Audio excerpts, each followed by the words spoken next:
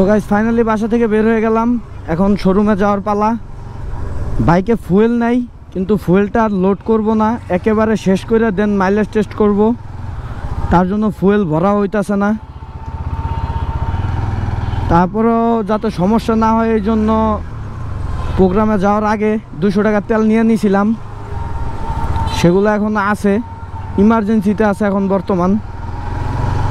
আজকে যাই দেখি, যদি সার্ভিসটা একটু তাড়াতাড়ি হয়ে যায় তাহলে ভালো, না হলে তো সমস্যা। জোহরের নামাজের আগে আগে সার্ভিসটা শেষ করতে হবে, না হলে দোকান বন্ধ রাখতে হইব, কিছু করার নাই। দোকানে বর্তমান আব্বু বসা। গাইজ 2-1 দিন ধরে অনেকটা ঘুমের প্রবলেমে আছি, ঘুমাইতে পারতাছি না ঠিক মতনে। আর বাইকটাতে যেহেতু সার্ভিস দেওয়ার দরকার, সার্ভিস না দিয়ে বসায় রাখলে আসলে ব্যাপারটা খারাপ দেখা যায়। নতুন বাইক হিসাবে সার্ভিস অবশ্যই দিতে হয়। এসে কি পাম্প বন্ধ নাকি, এসে আটকা দিছে কে? যাই হোক, ওই টপিকে না যাই। আমরা এখন ডিরেক্ট শোরুমে যাব। শোরুম মেবি 10টার সময় খোলে, তো প্রায় 10টা 2 বাজে, তার মানে আমি গিয়ে ওপেন পাবো, সমস্যা নাই।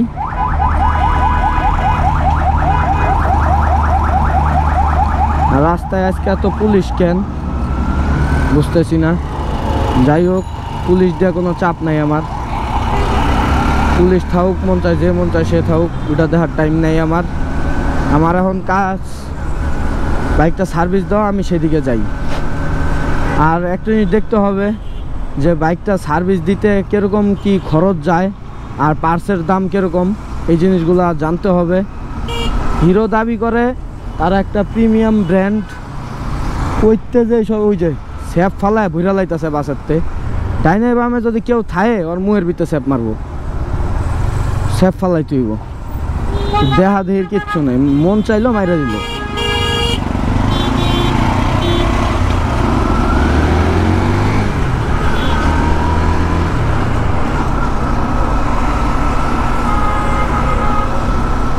গাইস আগে 4B ইউজ করতাম এক্স কানেক্ট, তখন 1200 ml মোবিলের প্যারা খাইতাম, ভাবতাম যে 1200 ml এটাতেই মনে হয় বেশি। পরে এই বাইকটা নিলাম, এটাতে দেখি আবার 1250 ml, 50 ml আরও যোগ হয়েছে। তারপরে আল্লাহ জানে, পরে আবার 1300-তে শিফট করি নাকি। যাই হোক, ওটা কোনো সমস্যা নয়। মোবিল তো অনেক দিন পর পর চেঞ্জ করতে হয়, এটা একটা ভালো। তবে হয় কি, হিরো দাবি করে তাদের মোবিল ইউজ করলে তারা 5 বছর ওয়ারেন্টি দিবে, অন্য মোবিল ইউজ করলে তারা দিবে না। তো এই জন্য আমরা হিরোরটাই ইউজ করব। তবে হিরোর মোবিলের প্রাইসটা আমার কাছে একটু হাই মনে হয়েছে, মোটামুটি 1850 টাকার মতো নিয়েছিল আমার কাছ থেকে। মোবিলের প্রাইসটা একটু কমাইতে পারতো, 1500 টাকার মতো হইলে সুন্দর হইতো। বেশি কথা না বাড়াই, একবার শোরুমে যাই, দেন বাইকটা সার্ভিসে দিয়ে দেই। সার্ভিস বুকটা সাথে নিয়ে আসছি, হ্যাঁ নিয়েছি।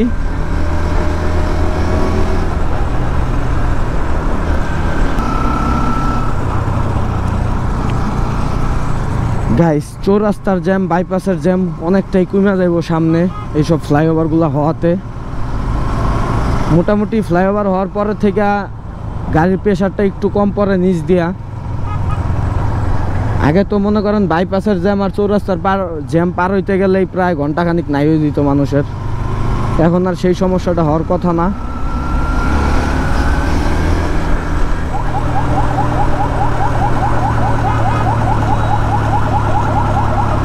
ফাইনালি শোরুমের কাছাকাছি চলে আসছি, এখন যায় সার্ভিসে ঢুকাই, দেন দেখি সার্ভিস দিয়া খরচ কত আসে। খরচটা আশা করি বেশি আসার কথা না, কারণ প্রথম সার্ভিসে এমনি কস্ট কম আসে। এই তারা সবাই এই আর কি পুলিশের কি ডিআইজি হইতে পারে, তার জন্য হয়তো বা রাস্তায় এত পুলিশ। যাই হোক,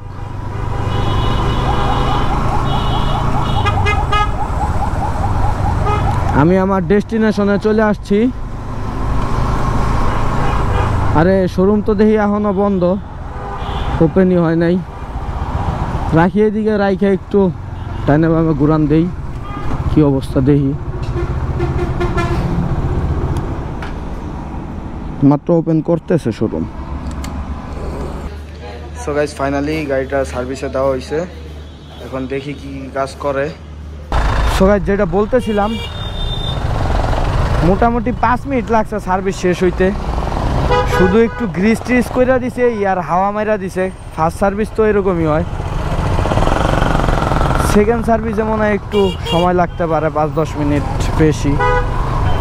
যাই হোক, বাইকটার ইঞ্জিনে তো অনেক হিট হইতো, আমি এর আগের ভিডিওগুলোতে বলছি। তো আজকে আইসা বললাম যখন শোরুমে, তখন তারা বলতেছে যে তুমি ব্রেকিংটা শেষ করো, দেন আস্তে আস্তে সব ঠিক হয়ে যাব, মাইলেজটাও বাড়বো আর মানে গরমটাও কম হইব। পুরাই পাগল বানা লাইতেছে হরেন দিয়া। তো দেখি কি হয়। আর এই জ্যামের থেকে বেরোয় দেন আপনাদের সাথে আবার কথা বলি। সো গাইস প্রায় 13-14 মিনিট জ্যাম ঠেলার পরে জ্যামের থেকে বের হইতে পারছি। এখন বাজে আপনার 12টা 33। আরেকটা কথা, আজকে শোরুম থেকে একটা চাবির রিং দিয়ে দিছে। আর ফার্স্ট সার্ভিসের কথা যদি বলি, এই যে আমার চাবিতে একটু শক্ত ছিল, ওই জায়গায় একটু 10W30 মাইরা দিছে, দেন একটু গ্রিস ট্রিস করে দিছে এতটুকু। আর ক্লাসটা হাফ ক্লাস করা ছিল, ওইটাকে ফুল ক্লাস করে দিছে। কাজ এতটুকু, 5 মিনিটের কাজ ছিল ওই জায়গায়, এই তো। আর এরপরের কথা যদি বলি, সেটা হচ্ছে মানে হিরোর এক্সট্রিম 125R যেটা, ওইটার প্রাইস নাকি বলে 1,80,000 থেকে 1,90,000-এর ভিতরে হবে।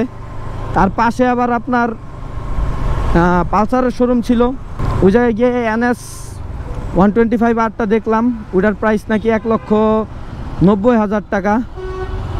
তো এই দুইটা বাইকের ভিতরে অনেক ভালো কম্পিটিশন হবে।